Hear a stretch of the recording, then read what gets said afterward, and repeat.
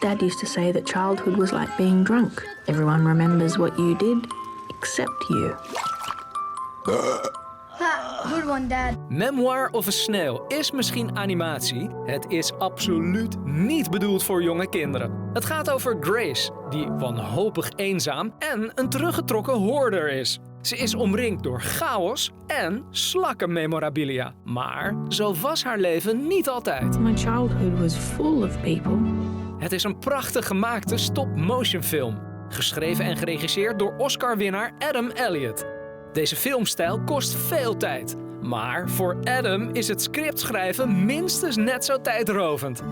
Animation's not a genre, it's a medium and a wonderful vehicle to tell any story you like. And for me, that's what it always comes down to. Because I'm independent, my budgets are low, I never scrimp on the story and the screenwriting. So for this film, it took me 3 years to write, many drafts. And I had to do a lot of research as well into, you know, the psychology of hoarding, but also a friend of mine who the film's based on, who was born with a cleft palate. I did a lot of research into that. And so, yeah, they're exhausting to write, very challenging, but of course that's where it all starts. And, you know, I never obsess too much about the animation, it's always about the script. Wat animatie betreft werkt Adam met een team van toegewijde kunstenaars die elk frame apart handmatig creëren. Dat is namelijk hoe je stop-motion films maakt. You know, as I said, I've got Grace here and we had to make 200 of these. There's 200 sets and I think somewhere between 5,000 and 7,000 snails. And we chose not to do any CGI, so the whole film is handmade. So even the fire is yellow cellophane and the cigarette smoke is cotton wool. So it's all very traditional in camera.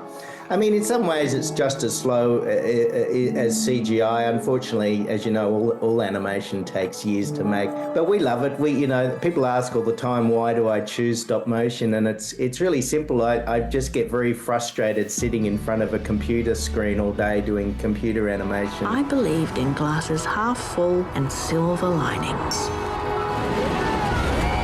Life was fleeting, but so precious. Memoir of a Snail is na Mary and Max uit 2009 Adams tweede project. En ook deze keer weer met een zeer onderscheidende stijl. I'm always drawn to films that have a darkness to them. I love black comedy. I love, absurd humor. I love sarcasm. I love irony.